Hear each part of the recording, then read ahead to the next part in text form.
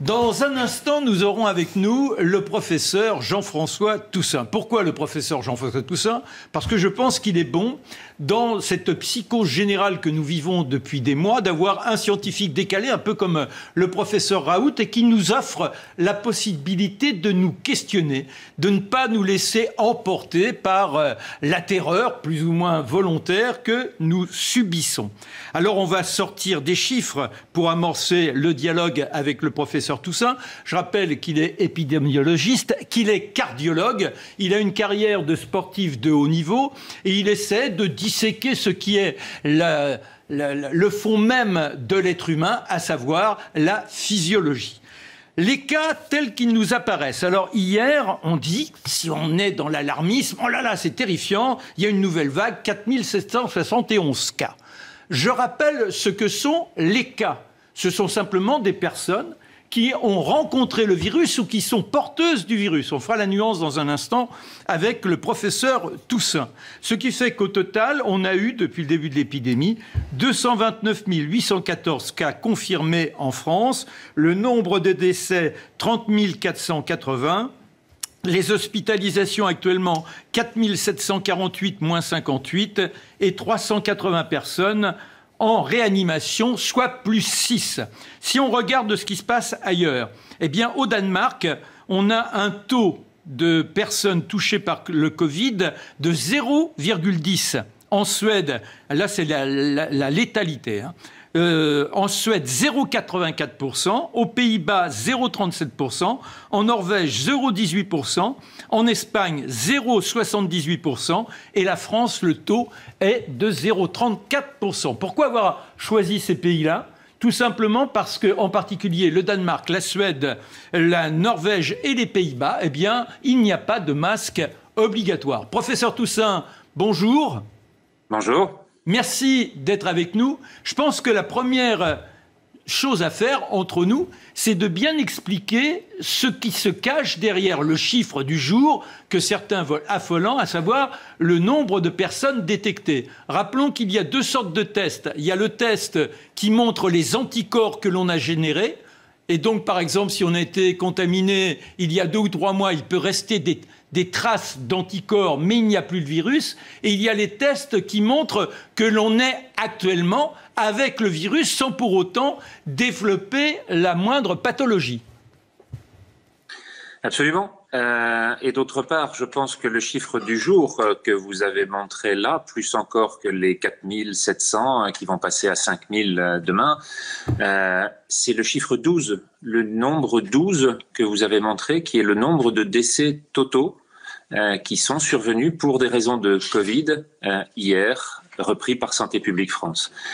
Une fois de plus, ce sont ces chiffres-là qui, au final, nous donnent l'intensité d'une pandémie. Et nous avons été à plus de 1400 décès le 7 avril. Nous en avons connu 12 hier. On voit que cette réduction de moins 99% est une signature en soi de la réduction massive de l'épidémie pour plusieurs raisons dans notre pays. Soit parce que le virus a changé et on commence à comprendre un certain nombre de ses mutations, en particulier sur des protéines d'enveloppe, les protéines spike. De grands nombres de publications viennent progressivement nous dire que ce virus évolue dans sa nature et c'est normal lorsqu'il passe d'une personne à une autre, d'une muqueuse à une autre, il va avoir des cycles de reproduction qui introduisent des mutations aléatoires et spontanées successives. Le deuxième, c'est que notre immunité, notre système de défense est en train de s'adapter et cela est en train de se révéler justement dans le très grand nombre de cas qui sont diagnostiqués, c'est-à-dire qu'on va avoir avec ces tests de PCR, ceux qui vont trouver un fragment de virus, la capacité de dire que nous avons rencontré ce virus, qui peut être, je l'ai dit, moins grave dans son taux d'agressivité, mais qui montre aussi que on peut avoir des fragments d'un virus qui est totalement inactif, lui. On peut encore avoir des... Professeur, par exemple, si on testait... Pardon, excusez-moi. Si on testait les gens par rapport au virus de la grippe classique, est-ce que l'on aurait aujourd'hui un nombre de tests qui nous permettrait de nous dire, et presque de nous affoler, en disant, regardez, ils portent le virus ou parce qu'ils ont des anticorps de cette grippe qui a régné cet hiver? Bien sûr, et c'est un des effets sur lequel on voit, en fonction de la phase épidémique de la grippe, une augmentation du nombre de cas sévères, puisque la grippe, elle aussi, donne des syndromes de détresse respiratoire, en particulier chez les sujets les plus fragiles, mais là, elle touche beaucoup plus les sujets jeunes encore aussi. Mais on va avoir des effets qui sont mesurables sur le nombre et l'accélération du nombre de décès liés à la grippe. Et c'est à partir de cette augmentation au-dessus d'un certain seuil que l'on va pouvoir dire que ce seuil étant atteint, nous sommes en alerte pour surveiller et créer toute la veille de surveillance des réseaux sentinelles sur la grippe. Si l'on avait ce système-là actuellement pour le Covid, nous serions très en dessous du seuil d'alerte, justement parce que nous sommes descendus en dessous des 10 décès en moyenne par jour depuis plusieurs semaines. Alors, professeur, il y a le professeur Raoult. Je dirais qu'allez, s'il y a un camp de contre-scientifiques, il y a vous, il y a le professeur Raoult, il y a le docteur Freud. Je ne sais pas si on dit Freud ou Freun, puisqu'il y a un N, voilà. Oui. Mais bon, ça montre qu'il y a des dissensions et que l'unanimité scientifique n'est pas réalisée. Pourquoi, néanmoins, a-t-on cette psychose qui continue à terrifier nombre de personnes ? Il n'y a pas de contre-scientifiques, il y a des scientifiques qui ont tous en faveur d'une interprétation qui est la leur, d'une intuition, des hypothèses qu'ils formulent et qui doivent se trouver vérifiées. Et c'est la confrontation de ces hypothèses qui nourrit le débat scientifique. Et à la fin, à un moment donné, la réalité s'impose, soit parce qu'on arrive à la reproduire en laboratoire, soit parce que dans une phase épidémique comme c'est le cas, finalement, la réalité est celle-ci.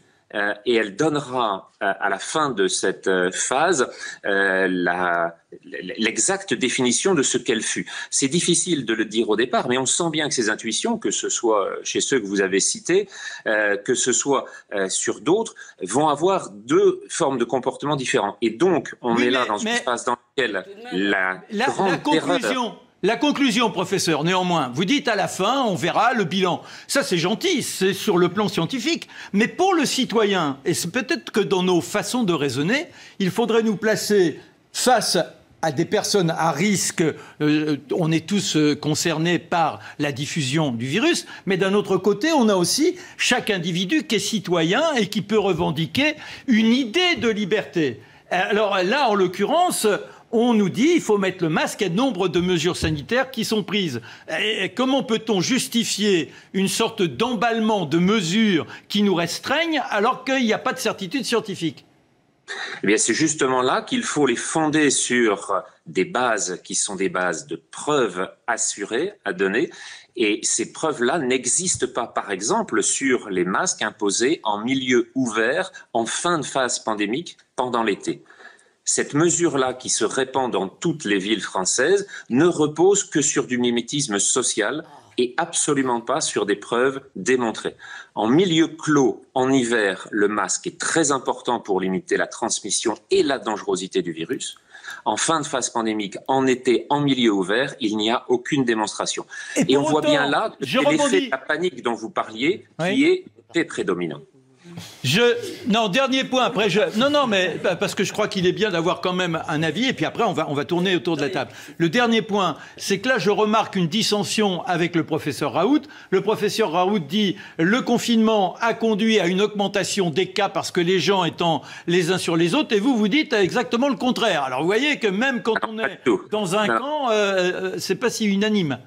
Soyons clairs, d'abord il n'y a pas de camp. Il y a un certain nombre de réflexions qui viennent et qui s'échangent. Ensuite, le deuxième point, le confinement n'a absolument pas fait la preuve de son efficacité, tout simplement parce qu'il n'a pas été testé avec des groupes contrôle. Et surtout, ce que l'on voit maintenant, c'est les effets secondaires de long terme, les effets dans les EHPAD où on a eu une augmentation de la mortalité, et les effets socio-économiques qui vont avoir des effets contraire très largement supérieur aux 12 000 personnes, seulement 12 000 personnes qui sont la surmortalité des semaines du 15 mars au 20 avril en France. Il n'y a eu de surmortalité que sur 12 000 personnes qui sont décédées en excès du Covid par rapport aux années précédentes.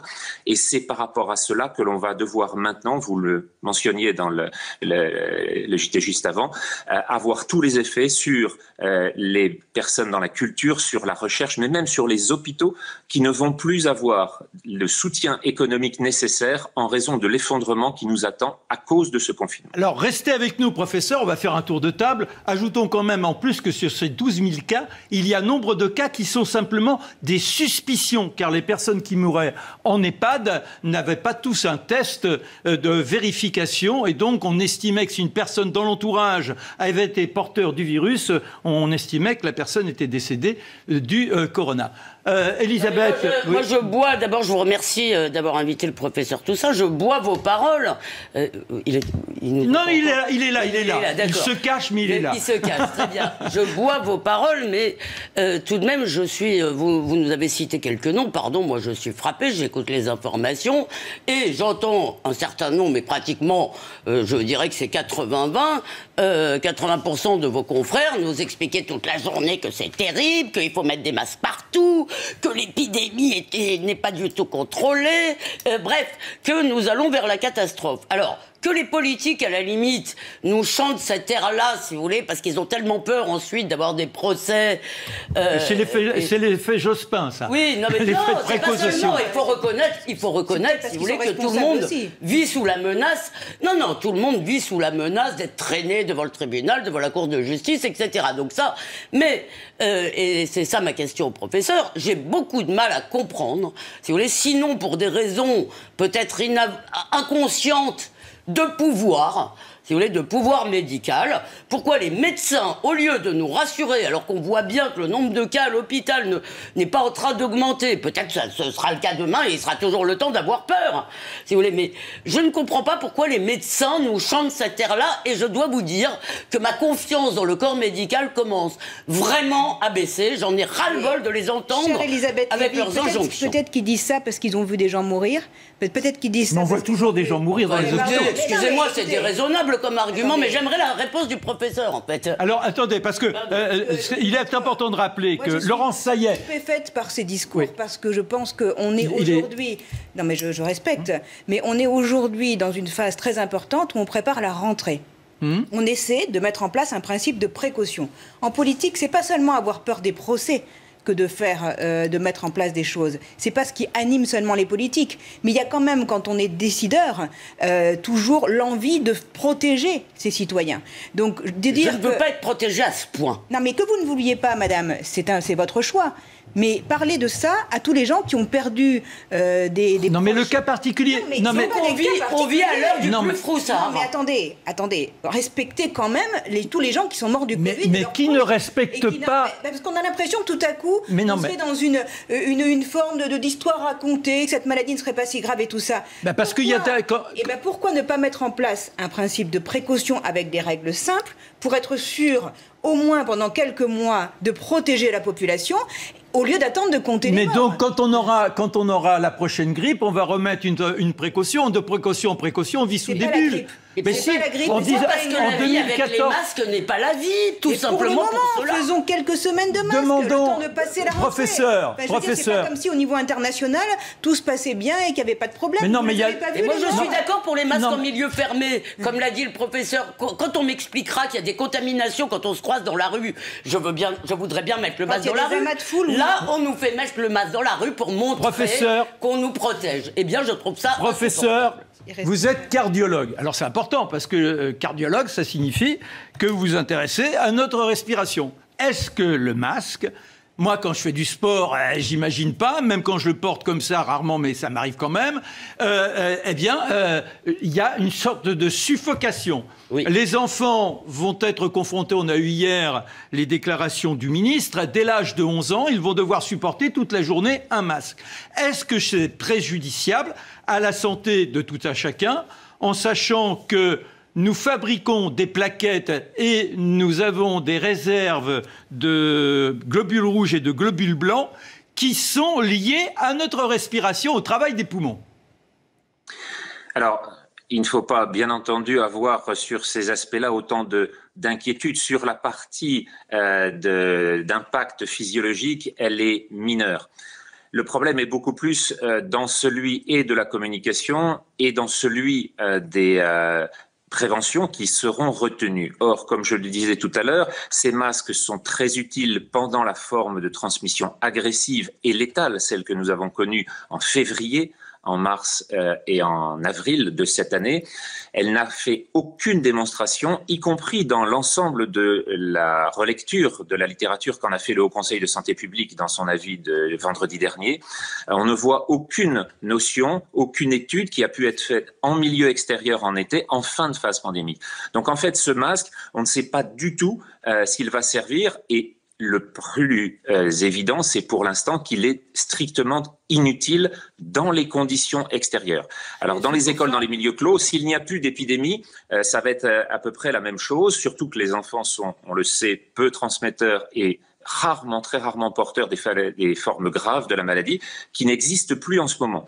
Donc, de précautions, effectivement, on peut l'avoir pour quelques semaines dans les écoles, mais dans les milieux ouverts, dans les rues, dans les grandes métropoles françaises, là, on n'a aucun argument pour pouvoir le juger. Et c'est pour ça que j'ai cité le Danemark, la Suède, les Pays-Bas, les Norvèges, qui n'obligent pas au masque, et apparemment, quand on regarde les chiffres, il n'y a pas d'affolement. Ils ne se sont pas encore exprimés, ils ont quand même le droit à la parole, sinon ce n'est pas à peine qu'ils viennent.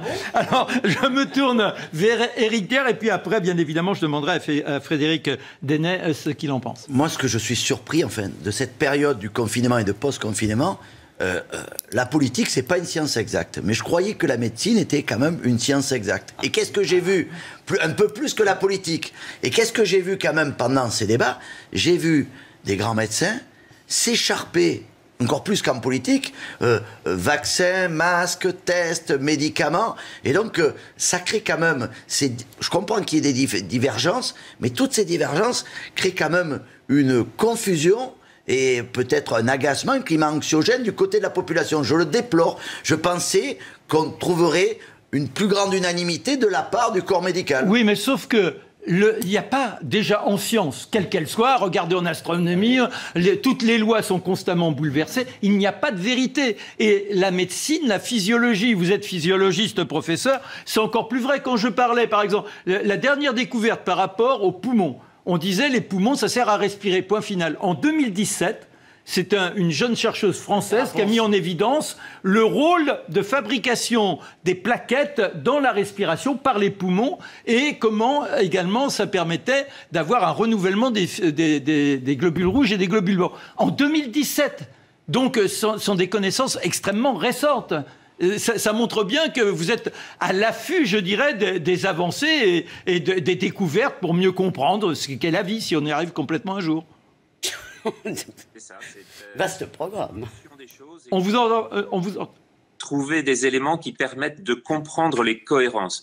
Or, dans un combat comme celui que mène une espèce face à un virus agresseur, c'est l'idée de ces cohérences et l'idée de ces logiques en fait, une course à l'armement, et on voit que les mutations actuelles du virus et les renforcements de nos immunités sont actuellement en train de faire basculer ce combat en notre faveur. Et est-ce que c'est pas constant, et je demande après à Frédéric Deney son avis, mais est-ce que c'est pas constant dans toute l'histoire? Moi, j'ai fouillé beaucoup sur l'histoire des épidémies. Et on s'aperçoit qu'il y a toujours cette adaptation. On a même des maladies qui ont totalement disparu, sans parler de la peste, mais des maladies qui existaient sous l'Antiquité, qui faisaient de véritables ravages et qui ne sont jamais réapparues. Oui, malheureusement, la peste n'a pas disparu et elle pourrait revenir dans les prochaines années, malheureusement. Mais pour toutes les autres, le SARS-1, le cousin de ce SARS-CoV-2 en 2003, a disparu sans qu'on en comprenne absolument la raison. Et c'est en ce sens qu'il faut comprendre beaucoup plus la dynamique de l'épidémie que la variation sur telle ou telle sous-protéine dans lequel on n'arrive pas à corréler les éléments cliniques et les éléments de laboratoire. Et c'est là où il faut être très respectueux par rapport aux doutes de la science, entre guillemets. Frédéric? Oui, ce que nous montre le professeur, et je suis très content de l'avoir entendu par rapport au confinement, il a parlé de groupe témoin. La science, c'est aussi de la statistique. Alors ça décrit la réalité, jamais la vérité. Donc la réalité d'aujourd'hui est décrite de façon différente demain. C'est pour ça qu'on ne peut pas avoir d'unanimité, y compris en médecine. Ouais. Même si le Conseil scientifique a pu donner l'impression qu'il savait tout et qu'il s'imposait au pouvoir démocratiquement élu. Mais ce que vous avez dit, professeur, sur le confinement est très juste. Il faut un groupe témoin. Il n'y a pas de groupe témoin. C'est la raison pour laquelle ce que disait le professeur Raoult était un peu bizarre, parce que son groupe témoin était tellement réduit que... Il y a un double Raoult. Il y a celui qui a une analyse de l'épidémie en général, et puis celui qui professe un traitement, la chloroquine. Ouais, qui aurait plutôt mieux fait de se taire d'ailleurs à ce moment-là. Non, mais d'accord, mais c'est pour bien dire qu'il y a deux on ne va pas reparler du professeur Raoult, mais sur le confinement, est-ce qu'il était utile ou pas? J'en sais rien. En tout cas, il était utile au moins pour une chose, c'est pour ne pas saturer les hôpitaux. Et si aujourd'hui on reparle de masques et on agite à nouveau la menace du confinement, c'est pour que les hôpitaux ne soient pas à nouveau saturés, parce que contrairement à ce que l'on pourrait laisser penser, la situation ne s'est pas améliorée. Il y a toujours aussi peu de moyens. Les personnels médicaux dans les hôpitaux sont toujours aussi épuisés. Oui, mais les hôpitaux ne travaillent toujours pas avec le privé, les hôpitaux ne travaillent toujours pas avec les médecins de ville. Non, mais c'est-à-dire que là, on est en train de dire, il y a une impéritie, oui, et puis d'un autre côté, ça nous condamne à devoir supporter, alors que il y a une diminution, c'est quand même important ce que nous disait le professeur Toussaint tout à l'heure, il peut réinsister s'il le souhaite, c'est sur...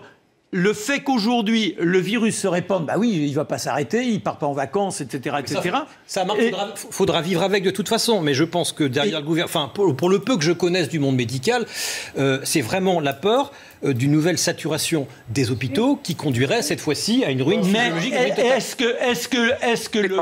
dirais quand même, sur un point, que la saturation des hôpitaux a été très importante à planifier au moment où on ne connaissait pas la hauteur du tsunami, et finalement, en février, c'était un des objectifs importants. Maintenant qu'on a vu ce dont il s'agissait et qu'on a passé cette vague, il faut aussi retenir que plus de 50% de l'activité médicale, dans les hôpitaux ou en médecine libérale, s'est arrêtée pendant cette pandémie, et qu'on n'a pas pu avoir la capacité de suivi de l'ensemble des autres personnes malades et des autres pathologies. Et on reprend très difficilement actuellement. Un grand nombre de services sont encore à 20, 30, 40% seulement de leur activité. Et on voit bien que les conséquences du confinement maintenant, qui sont liées à cette peur initiale, doivent être surpassées de façon à ce que l'on puisse reprendre et continuer à traiter les gens qui ne sont pas seulement des malades du Covid. Deux, trois petites questions et puis après on se quittera, professeur Elisabeth. C'est d'abord, à ma connaissance, si vous voulez, c'est là encore, on est dans une sorte de catastrophisme, on veut encore nous montrer que c'était terrible. C'était terrible peut-être, mais il se trouve que nos hôpitaux ont tenu. Je veux dire, peut-être à l'exception, peut-être que le seul qui a été saturé en région parisienne, c'était à Vicenne, si je ne m'abuse. Moi, j'ai des amis dans beaucoup d'hôpitaux parisiens. Si vous voulez, excusez-moi, j'ai des amis qui étaient à la Pitié, ils ont attendu des malades. Je veux dire, donc il faut... Non, mais ça c'est la première chose. La deuxième chose, c'est que si on ne prend effectivement qu'un critère dans l'existence, la protection de notre santé, si vous voulez, on peut aussi se mettre dans des bulles et arrêter de vivre. Et je suis... Non, mais je voudrais terminer deux phrases. Oui, d'accord, je vais quand même terminer. J'ai pas fini mon raisonnement. Je veux dire, je suis tout de même frappé que dans cette affaire de masques, si vous voulez, personne n'a l'air de... On a voté une loi qui interdisait la burqa parce que chez nous, on montre son visage, si vous voulez.